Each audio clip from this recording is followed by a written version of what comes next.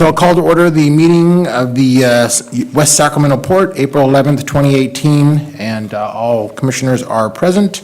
So to lead us off, Babs, would you lead us in the pledge? Sure. Salute the pledge. I pledge allegiance to the flag of the United States of America and to the republic for which it stands, one nation, under God, indivisible, with liberty and justice for all. Right, thank you for that. So item one is presentations by the public on matters that are not on the agenda. I have no slips to speak, so we'll take care of item one. Item two is consideration and approval of the meeting minutes from the February 14th. Mr. Chair, Meeting? I believe there were revised minutes at our seats, so I will go ahead and move the revised minutes. All right, we have a motion for the revised minutes with a second by Commissioner Ledesma. All those in favor signify by saying aye. Aye. Opposed, motion carries unanimously. Thank you very much. So that takes us to our regular agenda item. Item number 3 is consideration of development agreement with the City of West Sacramento for the Stone Lock 1 development project. Mr. Toft. Thank you, Mr. Chairman. Good evening, Commissioners. As you may recall, the Commission heard this agreement in a workshop format in February, and staff incorporated your feedback from that workshop, and it was incorporated into the agreement, which is attached to the report for your consideration this evening. That agreement was negotiated between Port staff and City Community Development staff. So, in a nutshell, the agreement, as you recall, provides land dedications and funding from the Port to the City for public improvements adjacent to the Stone Lock 1 development site, including the Barge Canal Trail in Arlington Park. And the slide on the screen in front of you it depicts those land dedications. And the agreement also puts in timeframes for the construction of the Barge Canal Trail, 1 year from approval of this development agreement, and Arlington Park, 1 year from the date of sale of the Stone Lock 1 development site. The Commission highlighted 3 issues in the February workshop, and I'll just touch on those briefly and how the agreement addresses those issues. First was city design review. The agreement does not affect the city's separate design review discretion over the Stone Lock 1 development project. That was a concern raised. So the agreement shouldn't impact that at all. Second, vested rights. Wanted to clarify just what rights were being granted to the Port through this agreement. The only vested right is a 3-year lock on city's current impact fee schedule. And finally, Locks Drive West, which is the local road that runs through the development site, which we're going to flip slides here and show you.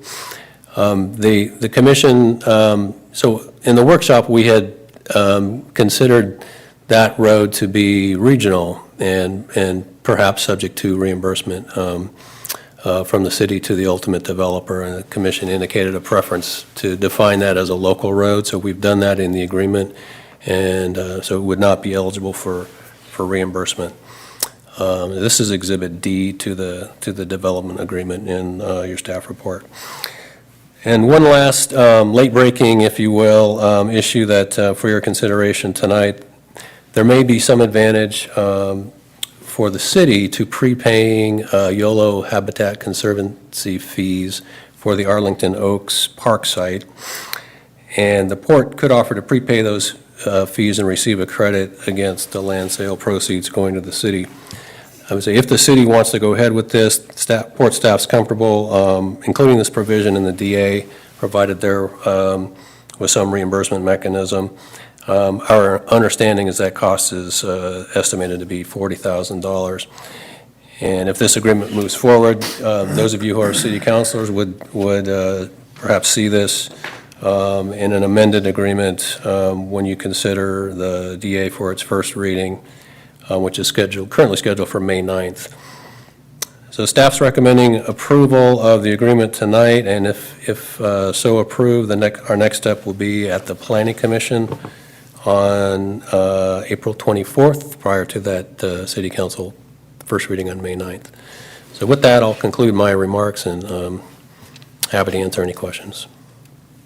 Right. Are there any questions by any of the commissioners at this point? I have a couple questions as well, yeah. No, go ahead. All right, thanks, Mr. Chairman. I have a couple, trying to anticipate some of the issues as these move forward, so we don't have to come back here after council, hopefully. And with the clear understanding that although this is a development agreement between the port and the city, that ultimately someone else other than the port is going to be developing the land. So the development agreement is important. It's important that the development agreement get this right and not rely on the relationship between the city and the port and understandings that we might have among ourselves as this moves forward. So on the in the agreement itself in 8.1.1, the contribution. So is there? There's a couple of questions I had here. So first, in the first sentence, it says the port agrees to contribute to the city up to 80% of the net sales proceeds. And I didn't see elsewhere where that might be something other than 80%, and who would make such a determination? It should be just 80%. Okay. If the proceeds of the sale are less than $2,100,000, what happens? Well, at that point, we would probably not recommend that the port agree to sell the property for that price. That would be your call. You could choose to move ahead. We do think the Barge Canal Trail cost is about $1 million, so you could fund that, but that would be an awfully low price. And I guess I don't mean like what would our options be. I mean, what under the terms of the agreement, if the sale proceeds of the sale are if 80% of the proceeds of the sale, frankly, are less than $2.1 million, then what happens to under the terms of this agreement? well, the first call on the money would be the Barge Canal Trail. At that point, I guess we come back to the first call on the money is actually repayment of the Stone Lock loan. So there would be a decision to be made as to how those proceeds would be applied. You could defer repayment of the Stone Lock loan and direct those funds towards the Barge Canal and/or Arlington Oaks Park. Maybe to put my question in a different way is if that is the case, are the parties still bound by the agreement? Because this doesn't say the first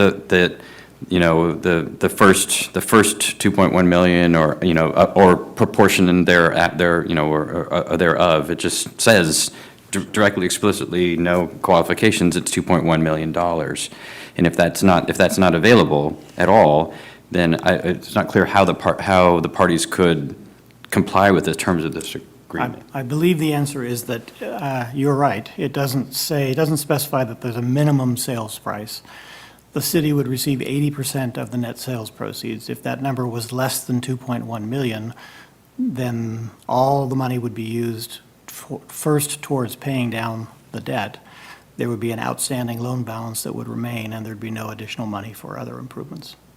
Okay, well, I think that might be an issue for the city council because the other obligations under the development agreement that the city is assuming presume that level of revenues coming to the city, and especially since the sentence isn't clear here because it says that it would retire the loan from the city. But if we're only paying the city $2 million, for example, that's not sufficient to retire it. So, I mean, this is more of I think it's clear what everybody's intention is here, but I'm not sure. A couple of words could probably make this much give effect to that. If I could get one clarification, there's a couple of ways it could be approached. We could address the possibility that it's less than 2.1 and say in the event it's less than 2.1, here's what happens to the proceeds. Or there could be a minimum sale price established.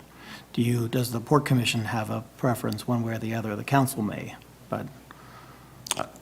Without regard to which hat I have, because I'm hard. I'm just trying to be in the moment. For me, at a minimum, if we don't make this this number, either party ought to have the ability in that moment to exit the agreement, including the city. The city can't be in a position where if it comes in at whatever number, it has to build half the infrastructure or all of it and come up with the other money. Neither of those are acceptable outcomes, so.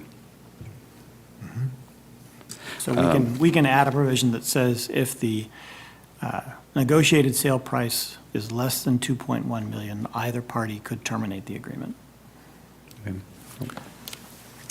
Okay, then on page 8, 9.2, the timeframe. So the Barge Canal Trail, the city is obligated to initiate construction on the Barge Canal Trail improvements within a year of the effective date of the agreement, even if within that an entire year no sale has occurred. So the city may not have received a penny and yet is obligated to initiate construction. Is that intended in this?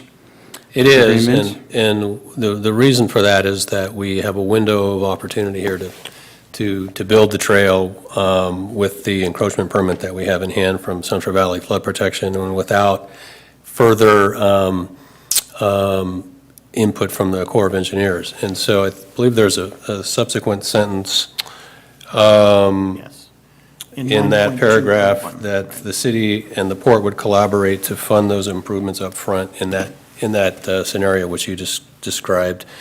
So we do have some thoughts on how to front that. It could be the city, it could be the port, it could be a partnership, but that's the reason for that kind of prioritized timeframe. So drawing a line back to the prior issue, if the sale did get effectuated in January of 13 months after the effective date of this agreement, so the city then had to begin construction of the trail improvements. The sale comes in, and 80% of the sale price is 1.8 million. Just as a hypothetical. So 80% of the sales price at that point is 1.8 million. Yes, under what we just said, the city could say, no, we're not proceeding now, because there's not enough revenues here to provide this. But the city will have already spent the money to at least initiate construction. So the city won't have a real alternative to not proceed, or at least it will have a very strong financial disincentive to not proceed in that regard. Right. So I understand the encroachment permit piece, and obviously we want to do the construction in that time period, but these other sentences about the city and port shall collaborate and the reimbursement, I feel like we could tighten those in some way, that since right now we're asking the city to bear all of the risk, basically, of the joint risk of that the sale price is not in that place, and replacing collaborate with something clearer around that to protect the city's interests, I think it might be wise if we want to get approval from them. Then the next paragraph, and this is the second to last, sorry, is so within 1 year of the date of the sale of the property,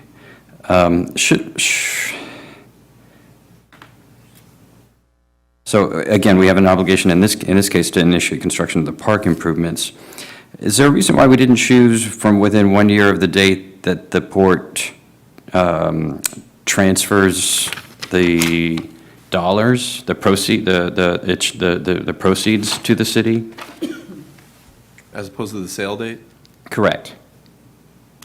No, that timeframe was put in there to kind of give some, definition to a timeframe, frankly, instead of leaving it open. So that timeframe could certainly be adjusted. Okay. In part, it's drawing this back to this other question. So if the port sells the property, the proceeds are less than we had anticipated. The clock starts ticking, even though the city and the port, either the city could cancel the agreement, or more likely the city and the port would have to negotiate at that point. Okay, what happens now? While that's happening, this clock would be ticking, even though the city wouldn't have any of the dollars available to actually initiate the improvements that it's required to start.